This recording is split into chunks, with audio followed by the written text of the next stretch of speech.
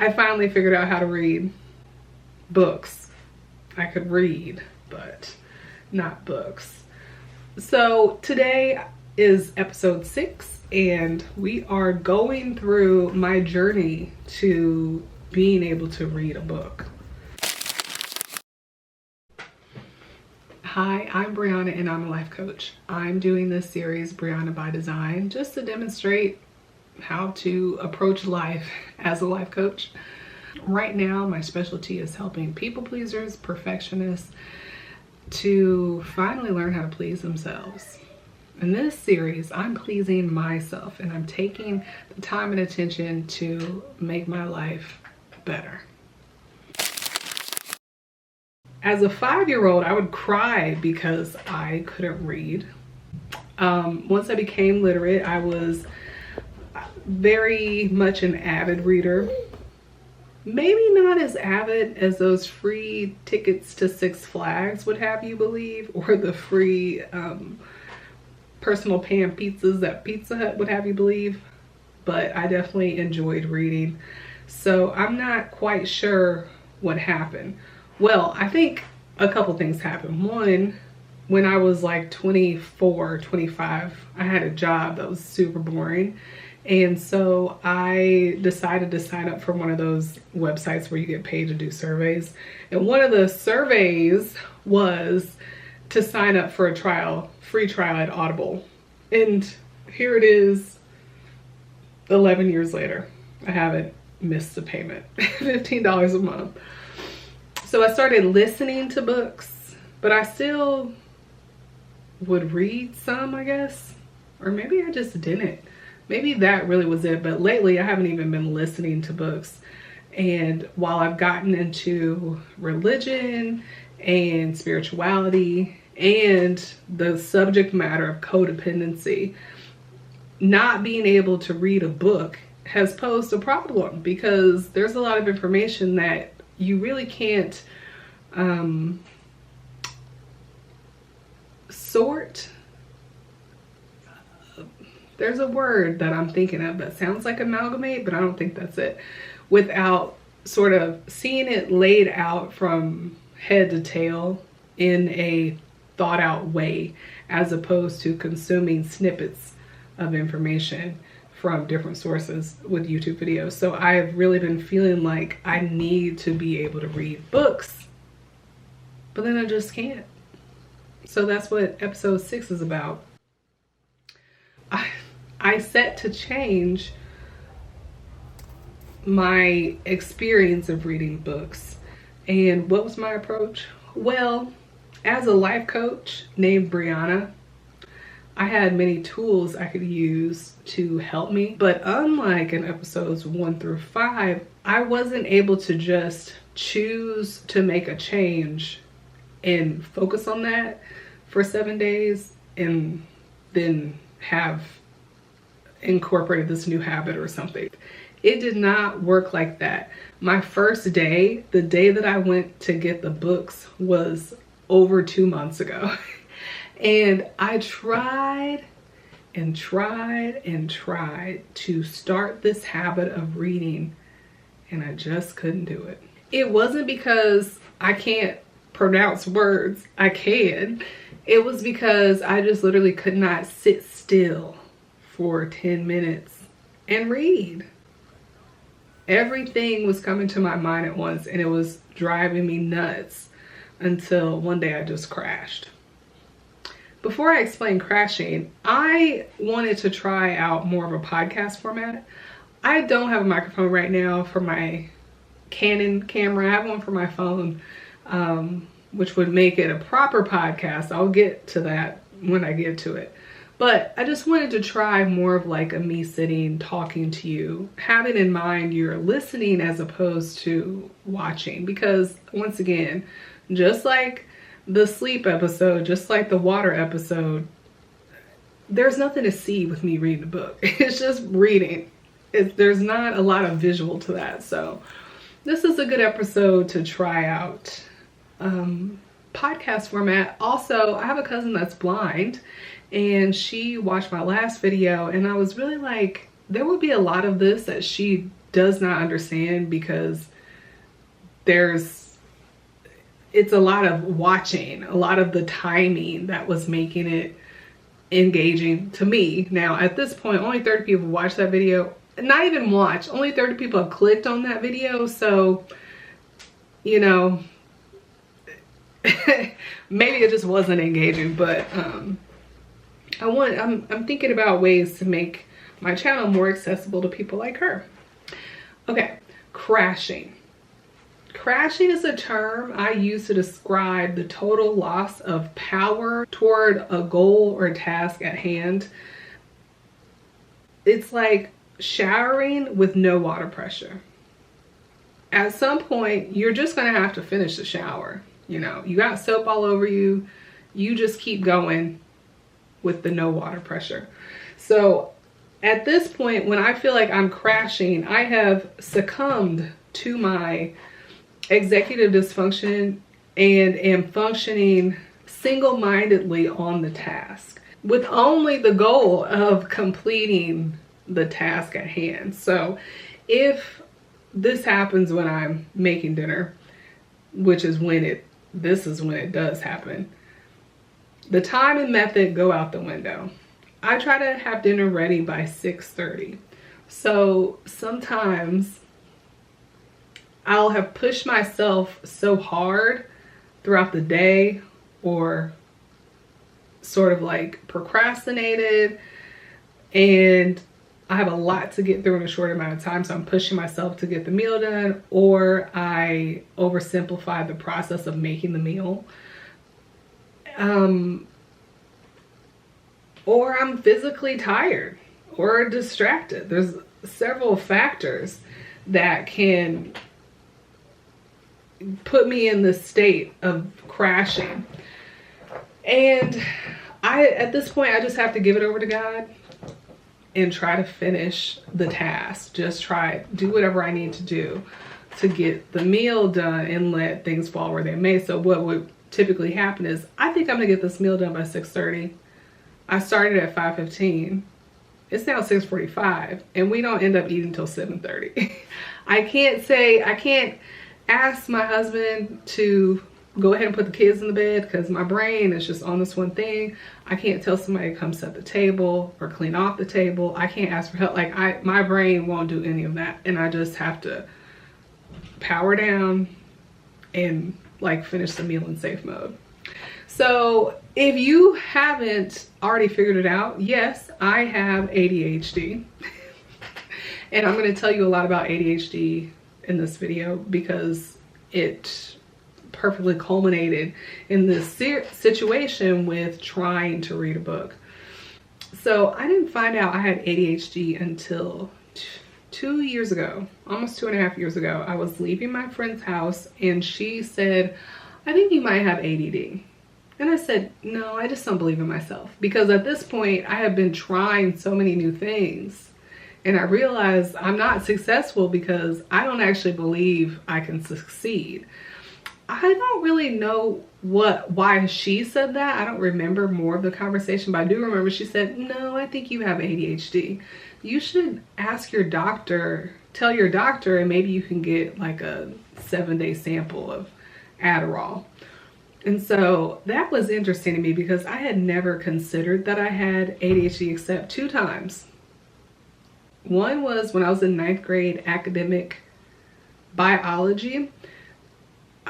The information just did not process. It never seemed to transition into knowledge. It was just like information, and it just never went anywhere. So I thought maybe I have ADHD. Now, when I was in school, ADHD was something people said as sort of like an excuse. Like, I can't do this, I have ADHD. Or just sort of like something people said. And I didn't want to be that type of person, so I didn't claim that for myself.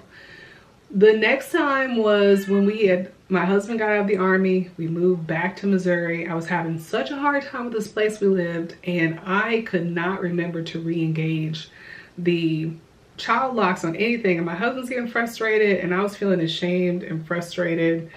And I think I might not have been able to pick up after myself. I don't know, but I Googled why would someone have this issue, and I learned that it could be ADHD. And then I think I just really started, like, I just stopped thinking about it. It didn't really go anywhere. Maybe like the mouse infestation distracted me, because I hated the place we lived, and I'm pretty sure that is probably what took my focus.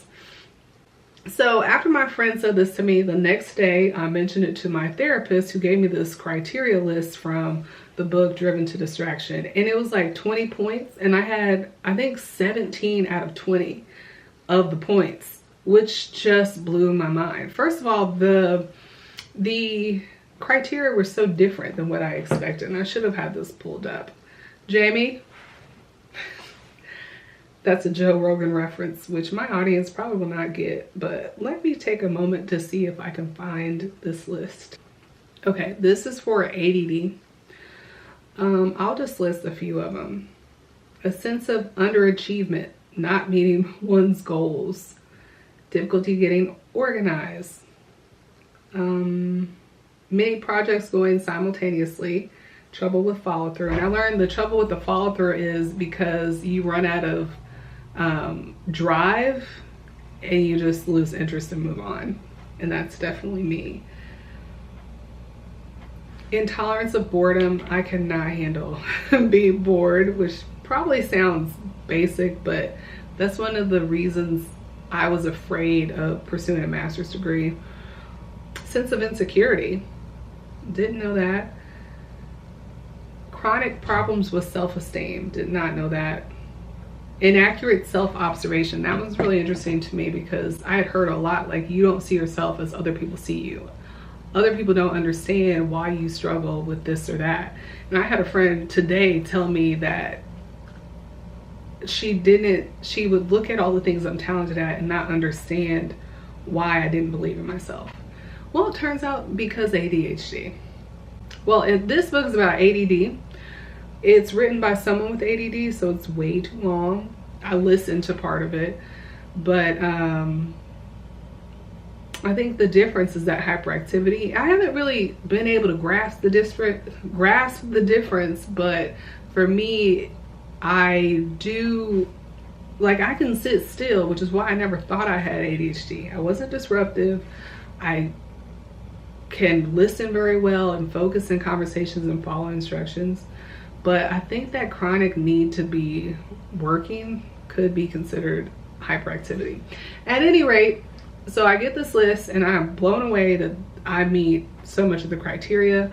Then I decided to find a psychiatrist, which was really easy for me. People have been saying they were having to wait for months, but I just looked at the list from my insurance app and called, and I was probably in there in 10 days. The doctor talked to me, for a psychiatrist, I don't know if I mentioned that. The psychiatrist talked to me, and then he started asking me questions, like he had his own list. And I feel like it was how I was answering the questions more than what my answers were. I feel like he just knew that I had ADHD. So he prescribed a prescription, but I couldn't take it because I was pregnant. And I was so upset because I felt like this prescription was going to be, like, solve all my problems. I did eventually get it as Terrace, which was a new drug that year in 2022, I believe. I did get it after I had the baby. The first dose seemed too low. Like, well, actually the first day I took it, I felt like everything in my head was slower, which was an interesting experience. And I noticed I wasn't eating as much sweets, but I eventually would not be able to tell a difference, so he raised the dose. And now I wonder if that dose is too high. Maybe because I was so freshly postpartum, something changed, but I took it one time within the last few months, and I did end up, like, not feeling great on it. I did ask for a different prescription once, but I think dextroamphetamine, but there's a generic, Vyvanse. Is it Vyvanse? There's a generic shortage. So if I paid for the prescription, the name brand, it was gonna be like $300. And if I waited for the generic, it was gonna be like months before I could get it.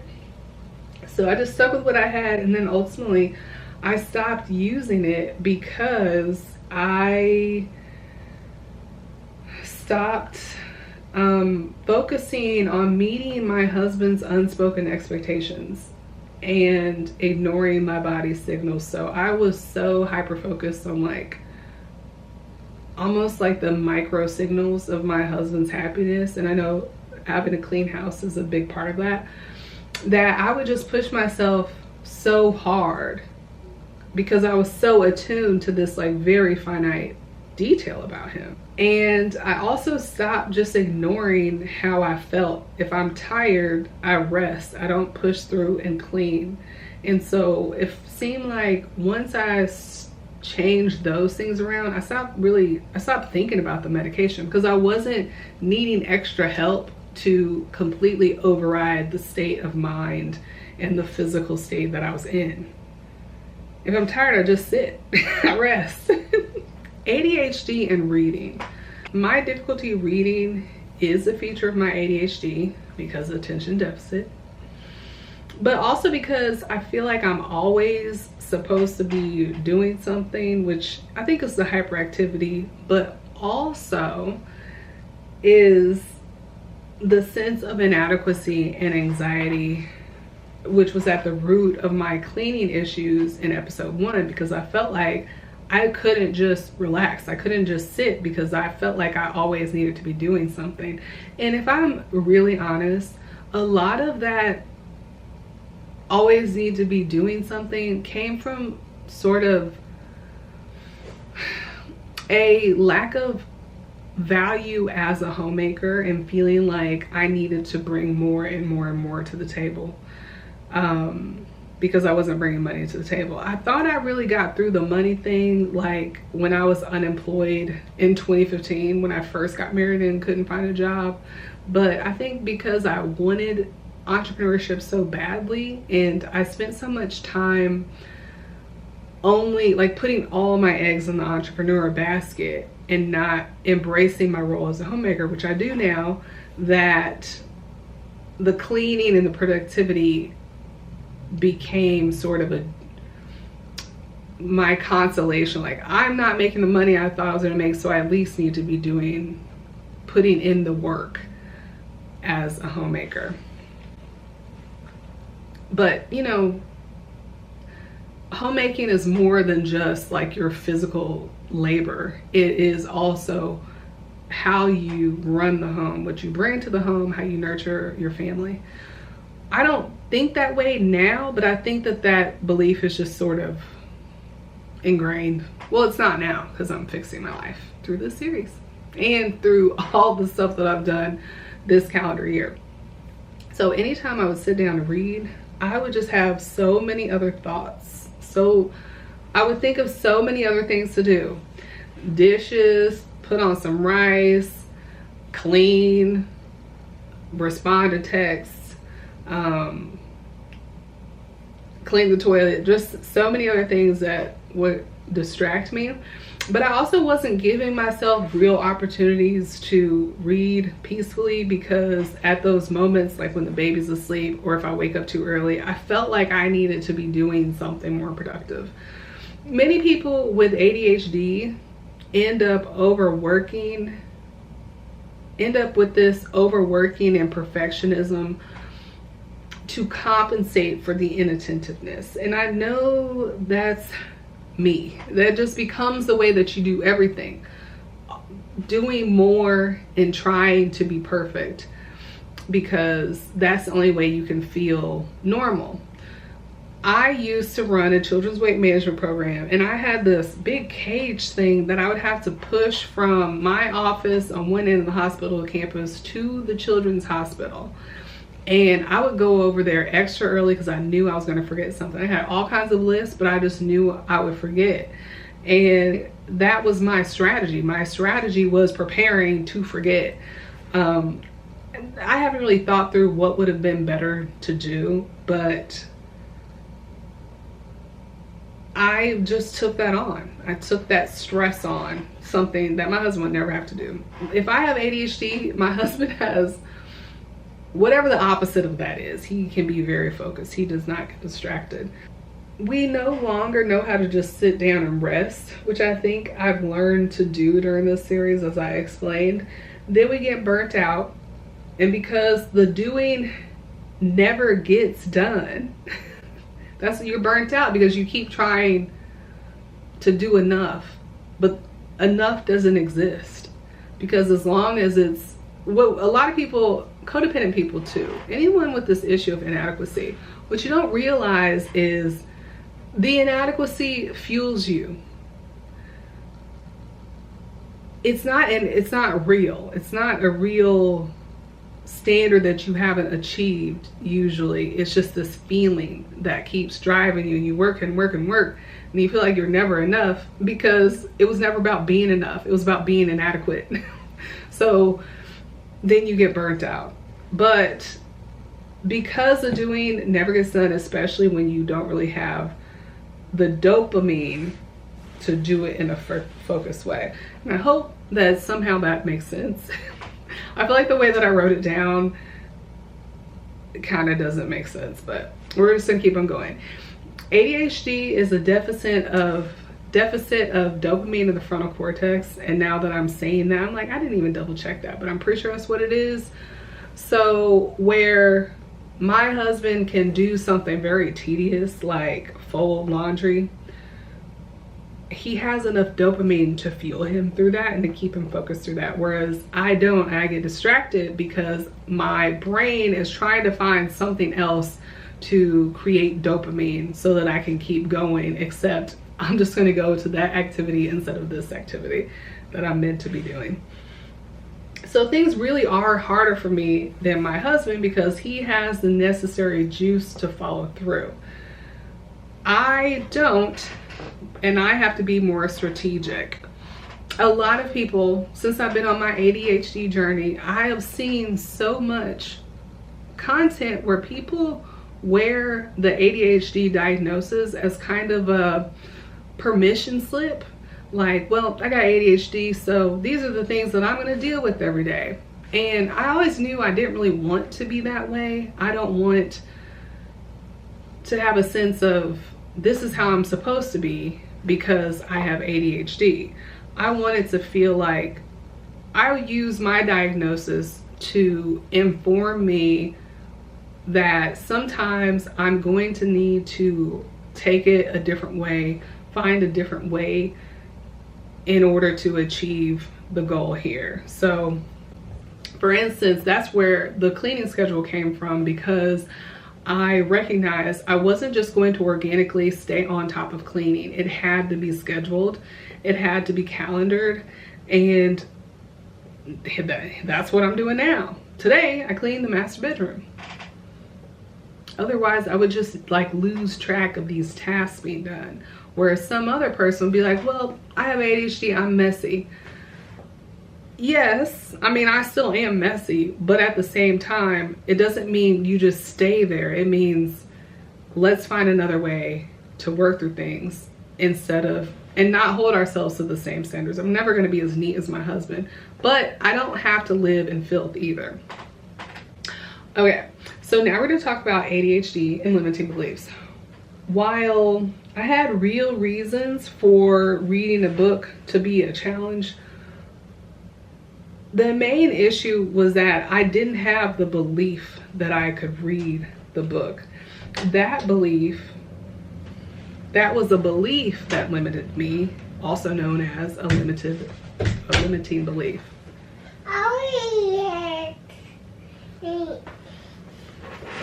Oh. Making his first appearance is Royce Weldon. I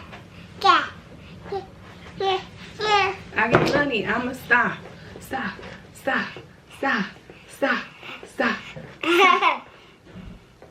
I believed I couldn't sit still long enough to finish a book. I also just generally felt like I couldn't finish the book, as I had failed to finish so many others. And to be honest, that belief that I couldn't do it was preventing me from even starting. Bye. Bye. This is certainly not the only limiting belief that I operated under, because each episode has truly been me dismantling a limiting belief. Episode 1, the limiting belief was I cannot keep a clean house. I truly believe that at one point, and I have not shared this on here, but at one point I seriously felt like it might be better for me and my husband to go our separate ways, because I just was not going to meet his needs when it came to cleanliness. I was in crash all the time.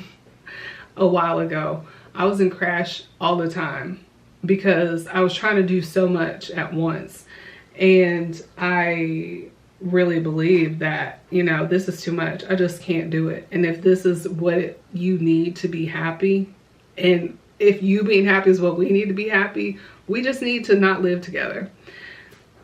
So that was the first limiting belief. The second one was that I can't handle a diet. Now, I'm not pro diets, because I know that dieting in itself is what really has made a lot of people fat, because they don't have any like natural way to manage their eating. But in this sense, I just felt like trying to modify my diet at all to lose weight was just too much. And so that was the limiting belief that went along with the intermittent fasting challenge. 3, I can't get adequate sleep because my kids won't let me. And that I need to stay up late. Lots of moms feel like they have to stay up late in order to get that time alone. But the real reason you feel like you have to stay up late is because you're not taking enough time for yourself. You're not taking breaks like you need to. You're neglecting yourself all day.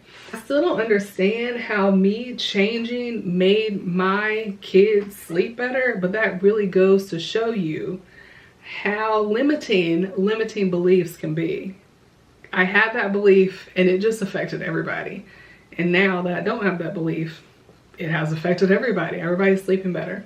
Episode 4, I don't have the capacity for exercise. As a new mom who can't take her baby to the gym, I will be. I got less than 30 days before I can take him to the gym. Actually, I considered just lying about his age so I could go, but my 6-year-old said, but that's lying. I think he said, but God doesn't want us to lie. So I didn't do that. But I had felt like since I can't go to the gym, I just cannot manage my fitness. And that is what I busted through in episode 4. Episode 5, I can't drink water. I have explicitly believed or said all of these things. So these were actual limiting beliefs, and they're all things that I overcame, which has been so empowering. So not being able to read a book, as dumb as it sounds, was a big one, because there is a lot of information I want to obtain, but having the barrier of struggling to focus and read meant that I wasn't going to be able to reach my potential. How does it feel to believe you cannot reach your potential? Like, what does that do to you? That's what I was facing. I think a lot of people face this in one way or the other, and I think just believing you can't reach your potential limits you in so many ways. Like, not even to your potential. I mean, obviously, but how can you seek to be happy if you feel like you can't continue to grow? You know? How can you expect more? So, what is the solution to this? What is the solution to the reading? When you saw everything I did for the other ones, the schedule, blah, blah, blah.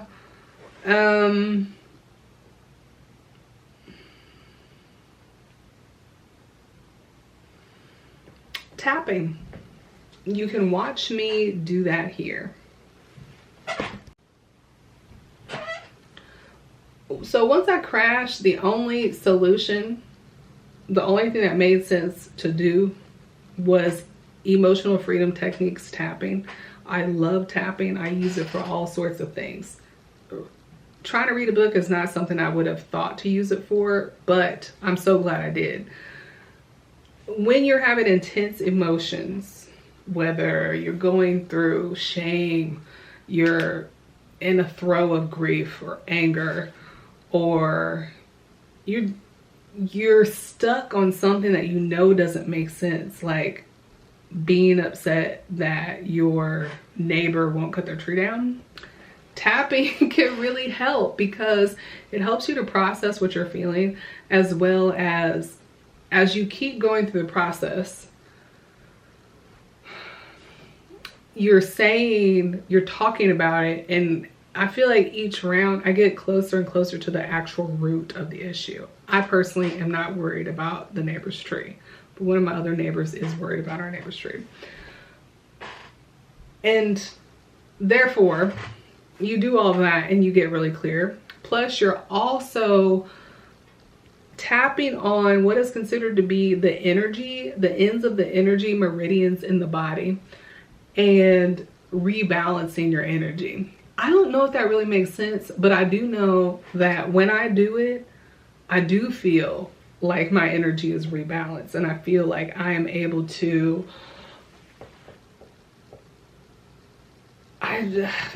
diffuse. It's like you're discharging all of that negative energy by, I don't know, I guess I don't know how it works, but it works. So that's what I did here.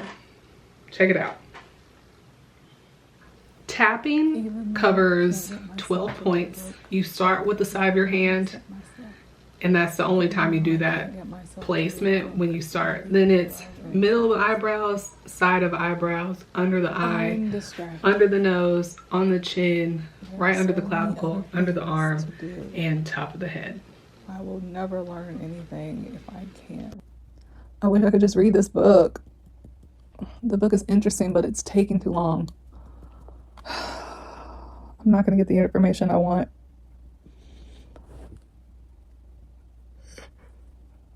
It's hard to sit in one spot. What is wrong with me? I can't read this book. Something in my head is broken. I can read a book. I have to build tolerance for reading. I'm going to figure out why this is hard. There are strategies I haven't explored yet. 20 minutes. It's not that long. I don't need more dopamine than I have right now. I can read this book. I am okay even if I don't read this book. Oh my gosh, it took 2 minutes. I have not struggled with reading since I did this exercise. I have been reading books. I even picked up a book at my husband's late grandmother's house and started reading it. Like who? Me? Reading books? Yes, I am reading books. And I checked out this book that I had gotten, like I put it on hold at the library through the Libby app, which I will talk about later. And I passed it up because I was like, I'm not going to be able to read this. But I started reading that too, and I'm 25% of the way done. So this helped. I can't explain it, but it helped. Maybe I just needed to address those feelings and stop trying to outwork them or overshadow them or just drown them out, push them aside. I needed to really identify how I felt and get that energy out of my body. I also have found some other solutions and helpful choices. I think the tapping is really what worked, but this is also what's apparent to me. I had to release the expectation to read or finish a book I do not like.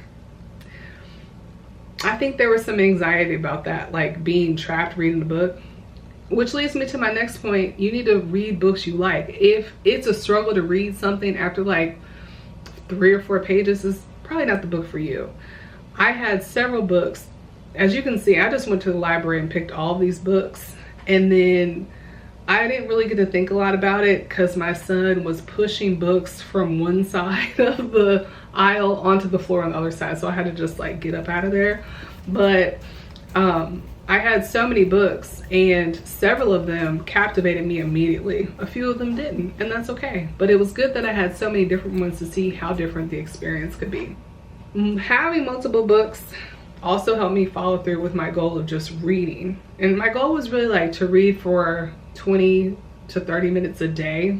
And that's what, when I finally got past the tapping, that's what I did. I just was able to sit and read. I read at nap time several times. Like a lot of times I'll put my son down for a nap and then I'll just sit there on my phone, but instead I sat there and read. But sometimes if you're in various places but you have an opportunity to read, it's good to have different books so you're not looking for your book because you have ADHD and you don't remember where you put it. I just found one in here. I really like this book, but I hadn't been able to find it for a few days. It's about the it's about popularity and how that really impacts things and what determines it. It's very interesting. Also, reading through Kindle or the Libby app. Libby is, at least in the US, an app that will enable you to check out audio and digital books through your local library. So you have to have a library card, and the book selection is limited, the quantity is limited, but I have been able to use my phone to read, like if it's early in the morning and I don't want to turn the light on, or late at night I don't want to turn the light on, or I've gotten to the drop off for carpool early and I just have a book. So that's episode 6, reading. I'm very excited that I have unlocked this superpower. It truly does feel like a superpower because I can finally get the information. I see and feel better about how I'm spending my free time. So I hope you like this podcast format. Maybe this will be something I do. It was a little bit easier to do, but again, there was nothing to see. It's reading books. So there you have it, reading books. Please comment. I appreciate the likes so much. I really appreciate people are liking. I've gotten a few more subscribes. I would appreciate some dialogue too, especially if you made it all the way through this. Let me know what your limiting beliefs are. Let me know what books you love. Yeah, just talk to me. Like the video, subscribe to my channel, and if you have a friend that you think needs to learn how to read, send her this video. See you next time.